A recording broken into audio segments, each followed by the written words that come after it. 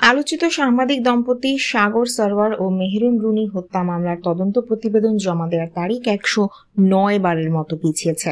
তদন্ত প্রতিবেদন দাখিলের জন্য আগামী 4 আগস্ট দিন ঠিক করেছেন আদালত। রবিবার 30 জুন মামলাটির তদন্ত প্রতিবেদন দাখিলের দিন ধার্য ছিল, কিন্তু এদিনও তদন্ত সংস্থা র্যাব প্রতিবেদন দাখিল করতে পারেনি। এজন্য ঢাকা মেট্রোপলিটন ম্যাজিস্ট্রেট মাহবুবুল হকের আদালত প্রতিবেদন দাখিলের জন্য নতুন করে তারিখ নির্ধারণ করেন। 2012 সালের 11 ফেব্রুয়ারি মাছরাঙা টেলিভিশনের বার্তা সম্পাদক সাগর সরওয়ার ও এটিএন বাংলার জ্যেষ্ঠ প্রতিবেদক মেহেরুল রুনিকে হত্যা করা হয়। এরপর নিহত রুনির ভাই নওশের আলম রোমান শেরেবাংলা নগর থানায় একটি হত্যা মামলা করেন। প্রথমে মামলার তদন্ত কর্মকর্তা ছিলেন ওই থানার এক উপপরিদর্শক।